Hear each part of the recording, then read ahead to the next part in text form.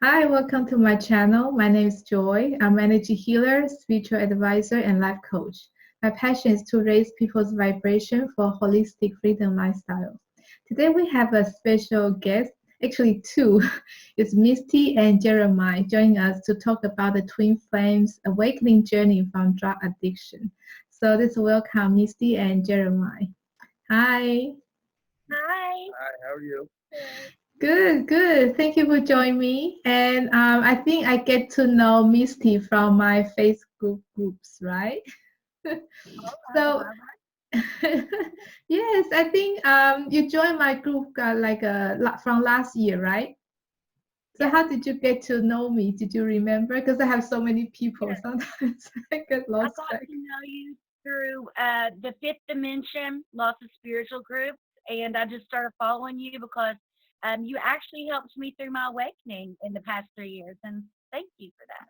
Oh, that's All of your awesome. Yeah, all of so your teachings and stuff, it was just amazing, and it just helped me a lot. Thank Oh, thank you. The reason why I invited Misty to my channel is because I saw some of her posts. She was actually sharing her drug addiction story, and I was actually quite touched. And she's so brave, she's so courageous to share her story to her Facebook friends. And I believe it's not many people able to go to that details because it's not an easy journey. I know, for anyone going through any experience you have or any kind of emotional or traumatic, you all have this similar experience where you got very in that very low space, you can say, and you have when you go through this struggle and how you come up with who you are now.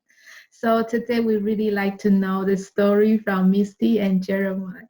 So maybe we can starting from Misty. So how was your what happened?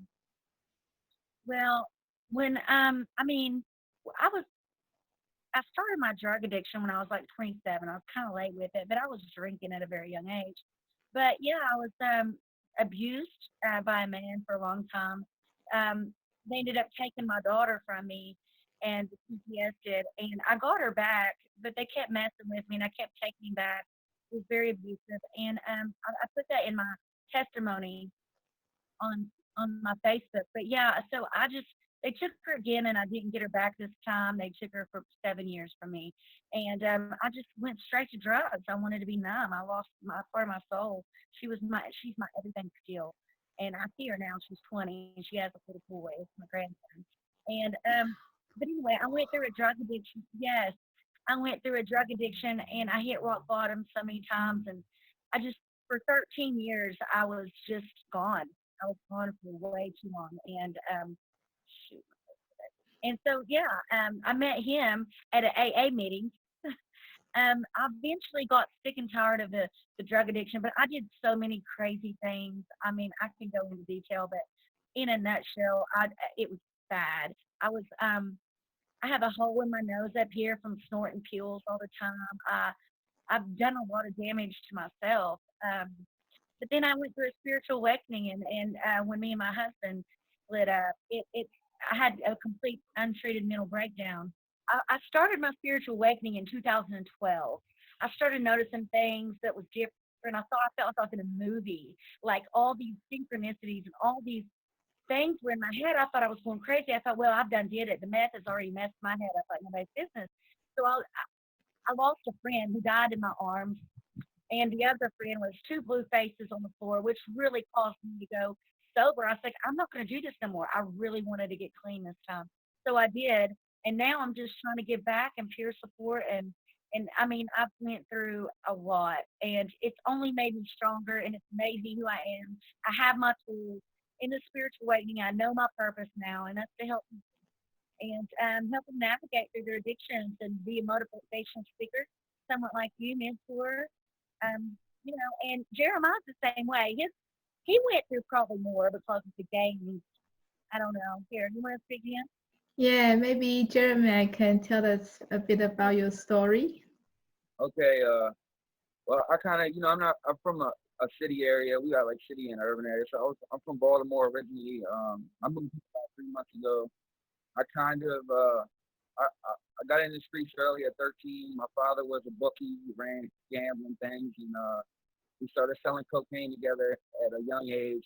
I was 13 years old with him. Um, got arrested at a young age, 13, 14, went to juvenile facilities, mental institutions for that. Got back in drugs real bad when I was like, got out when I was like 18, started using heroin and cocaine and kind of destroyed my whole life. I was on the streets, I mean, selling drugs just to get by, you know, and I was homeless, I slept on gutter vents. I mean, I went to rock bottom. I mean, it was just anything and everything, but I needed to get drugs. And I ended up going to prison. I went to prison my first time when I was 19. I did 19 months my first time. I got out. It kind of straightened me up. It actually they didn't really they saved my life in some sense. It sat me down to When did you look go at through a things. spiritual awakening? Was in prison, wasn't it? Yeah, I went. Well, later on, I went through spiritual awakening. My second time in prison. I got out, got charged with trafficking heroin, went back to prison again, and I did 5 years, and I ended up in a cell for 13 months, confined on lockup, and that's where I kind of broke down.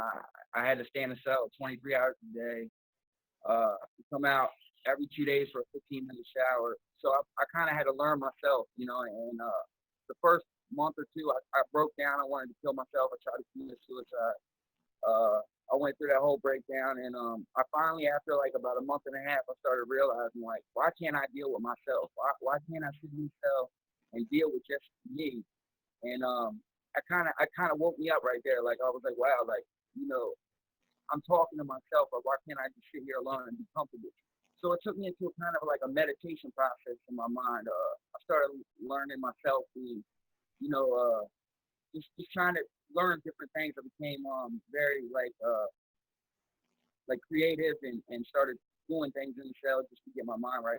But that's where it actually broke through for me, my spiritual awakening. And that's where I kind of woke up and I realized like the bigger picture of everything. And after that, I didn't want to do bad no more. I wanted to do good. I was convicted to do good, and I didn't want to hurt nobody or do nothing negative anymore. Like I wanted to be positive. So after that, like after I got out of that 13-month confinement, my last time, this last time going back, I got out and just I'm getting my life back together.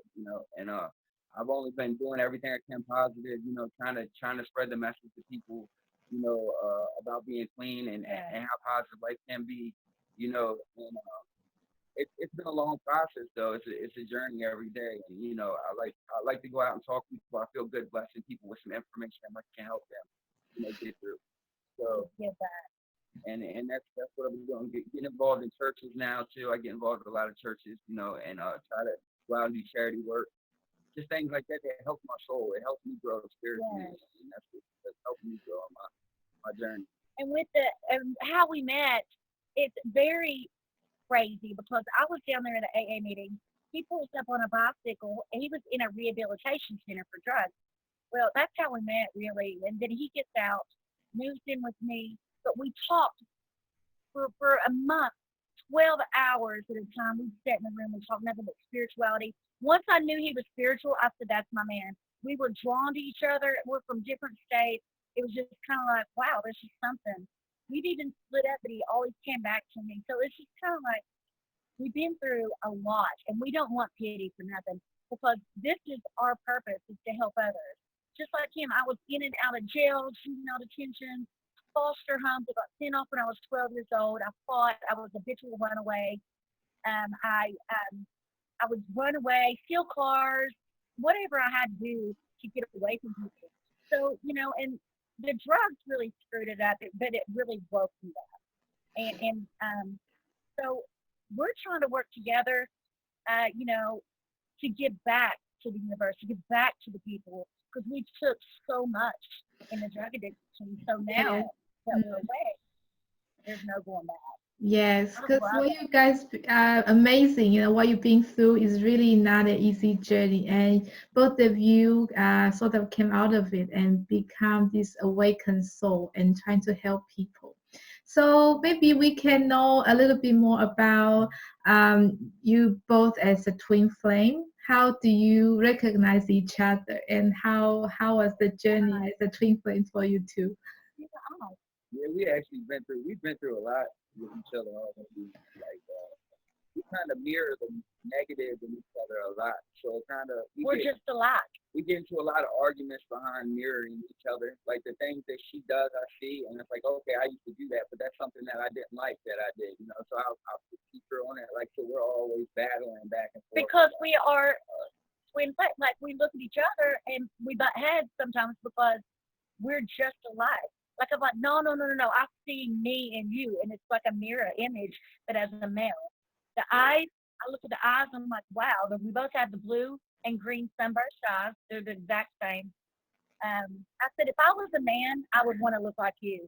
6'2". I love 6'2" men. I said the same.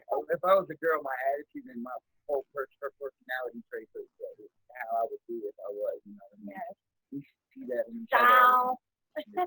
I would totally. I've got the two diamonds on my face, microdermals. He's got a cross on his face. I got tattoos all over my body. Yeah, I like tattoos. Yeah. So can you tell us more a bit of your twin flame connection? How was it like when you energetically meeting each other and the shift you experience? All right. Well, what I was talking about is that we both actually prayed for each other. It was actually weird. I was in a faith-based ministry home doing a discipleship program, and I went to this dream class one night about these dreams and stuff. I was having reoccurring dreams, and I talked to her about. I came back that night and I prayed. I prayed about a female, you know, and I prayed. I was like, you know, all these bad situations have happened with women in my life. I was like, God, just put somebody in my life that'll help me with my journey and help me grow. You know, somebody that's spiritual, that's strong, that'll help me. You know, do better. So the next day, I ended up riding a bike and meeting mysteriously on a. You know, I just flew up to this meeting. It's like they have meetings there, AA meetings, and I pull up there and I meet her. She was with a group of girls. It was like three of them, and we all started talking. And she handed me her number. And like, you know, I knew. it was actually weird. And you know, right after praying, I met her. You know, it was actually like I was guided there. You know. And what he means by the prayers is I was by myself for a year. I was taking care of my mom. I had no boyfriend. I isolated and I taught myself so much about spirituality. I have so many notebooks of everything there is to know almost about spirituality, but of course I don't know it all. But I was praying. It was on March the 28th.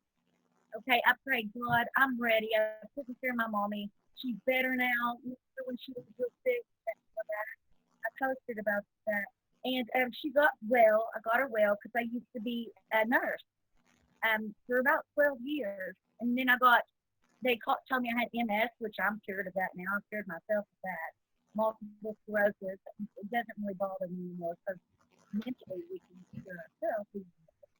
And so my mom's good. So I'm back there praying, God, I feel lonely. And I had my friend Jody. You know Jody, she's in the spiritual group from Australia. Called me. She said, I just got channeled. I said, what? She said, Missy, you're about to meet your twin flame.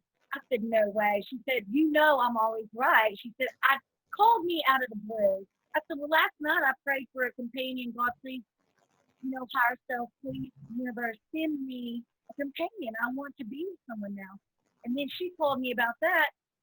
2 days later, we were down at Alcohol Anonymous meeting because we have to continue our treatment for the rest of our lives because we are addicts. And yes, you can lapse or relapse.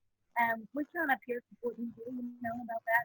But and then he shows up and something told me. I just wrote my number down and gave it to him. The other man that he was with thought I was going to give it to him, and I just bypassed him. He's 6 years younger than me. It don't matter the age, I promise. So yeah. And then I said, when did you pray, Jeremiah, about a companion? He said about March 28th. So the universe gave us, we balanced out, our energy balanced out. I met him and I just, and like I said, twin flames and soulmates are different. Soulmates, you fall madly in love. And I think twin flames, you're looking at yourself in a different form. I'm just saying. I look at him, I'm like, oh, I'm just like you. I think you know what I mean? sometimes he does stuff. I'm like, man, I do the same thing, and I don't like it when somebody else does it. I'm about him. Right. So how long you know each other for? How long you know each other for? Almost 5 months. Almost 5 months. Not long at all. Right. So what the changes you experience in these 5 months? Since we've been together, like we talk spiritually all the time. We actually sit for hours in the room, like when we met, We first jumped days, dimensions. and meditating together and everything, and things have really changed in our lives, like where we have like we started creating things like happening, like real Law of fast. attraction. And I told her it was like we're gonna get a house, and Boom. things started coming unfolding, but you still have to make an effort for your manifestation to Yeah, happen. you still have to work a You little still, bit. but we've been put on a path where everything's starting to come, like blessings are starting to come, as long as we're doing positive things. Yes. So I go out, I go out and get involved in the church as she does too, and just by giving back, changing somebody's, mood or helping somebody on the street, that gives you, it gives back to you too, that comes back, that helps you in your process, your journey. So, like things have really been coming together with us too, like us together, we've done a lot together to create things happening, good things happening in our lives. So it's been really cool. So, And just manifestation and manifesting, speaking it into reality. We create our own reality. And we broke up for a little bit, and he went out to a horse farm, and was working. Well, I prayed again. You took this man out of my life. Maybe I was wrong. I said, God, just send me a companion. I don't want to do this by myself. But sometimes it's okay to walk alone. I think he separated us to, download some more upgraded information. So he sent him back to me again. He said, I just want to come home. I said, well, come home. You know you mm, always can. But if you listen to our voices, they're completely different. I'm all country, and he's all, yeah. his voice is different from mine because I'm a country girl. And so one thing too, like to say to people like with addiction and going through addiction and stuff, like there is a way out of it. Like because there's been so many times, I was down, and I was like, there's no way out of this. Hopefully, Yeah. it truly is a way out of it. You just have to start thinking positive things. Like your whole mind has to change because you're preconditioned to that living. You have to change your whole thought process. re redo your whole rewire. You have to rewire your whole brain because you've been down for so long. All you know is the lower vibe. So what will be your planning in the future? How you gonna spread the work? Can you Yes, tell us? ma'am. Yeah. We are going to launch a YouTube channel, and for mentoring, motivational speaking, talent going to show. I mean, probably do a recovery show, like travel, and just go and do shows. And we're just excited. We get to live our dream and travel, and do motivational speaking, and do a YouTube channel while we're at it. You know? That Yeah, I sounds definitely want to get exciting. involved. I want to get involved in the churches and go out. We want to go on like a movement. We're gonna go travel the U.S. and get involved in different churches and different cities and go out and help them and do things. Supposed to do free ministry where we can talk to the homeless, the people that are broken on the street. The Drug ones that addict. really need it. Go out there and talk to them because we have an advantage in that situation because they can be like minds to us. They know that we've been through it too, so if they can see us through it, maybe we can give them a helping hand and help them get out of it too. Yes. And it feels so good when you have someone come up to you and say, I say, well, you look amazing. They're just getting out of jail or whatever. And they said, Missy, I took your advice. I got clean. And it makes me, it's better than money. It's better than anything to feel that you actually help somebody recover. And now they're clean and they're healthy. They're not too skinny no more. They're looking good. And that's my purpose. And I just know and I feel it. Kids too, we love doing what we do. And it feels so good. She's awesome at changing vibes. She knows how to get into a room and immediately change everybody's Everybody emotions. smiles. She'll come in clapping hands or yelling and brings the whole vibration to everybody's energy up. And she's very uplifting and always has motivation. She's a great encourager too. So it's been You great. are too. Yeah. We go in a room and like I went into Subway one day with my daughter, And I went in and I said, "Oh my God, look at that! There's my favorite sandwich maker." He said, "Really?" I said, "Yes." He smiled, and I was like, "See, I made you smile." And then I looked around and I was like, "How's everybody doing?" And I said, "See, I made the whole restaurant have a smile on their face with my high energy." Yeah, and my daughter said, "Well, Mom, that was awesome." I said, "Yeah, you just go in. You don't want to give too much energy because, like I said, I'm the empath. You give too much energy to the people that doesn't want help. That's why I say, if you really want this and you really want to get clean and get your shit together, then I'm sorry, then you really need to just come and talk to me and I'll help you. But if you're not wanting to, I can't waste my energy on you because it drains me. It makes me on a lower vibe. I want someone to say, yes, I'm ready to do this. You know what I mean? He's the same way. I'm just so lucky that I have a partner like him. I mean, I thank the universe for that. Not everybody gets that in life. And thank you, God. You know, I feel blessed. We don't have too much money, but he works his butt off, and we're gonna we're gonna do this. Yes, Yes, I think both of you have went through a lot, and I think both of you really deserve it, the company of each other, and you can walk this journey and work on your mission together and spread the love and raise the vibration for people you come across. So I really wish you all the best, and I wish you to have more opportunity to have you both to come to my show. I love it. So Absolutely. You gotta promise. You gotta promise me you can come on mine too, because you are a yes. very, very intelligent woman. I love your shows. I love all of your posts. You've actually helped me through my spiritual awakening. And yes, yes, ma'am. Yes, certainly. So, You make me happy. yeah, that's all we are here for, to helping each other and on this spiritual awakening journey. So, I thank you again for both of you come to my show, and we'll see you next time. Bye. All right, thank you. Happiness, Julie. Bye bye. Bye.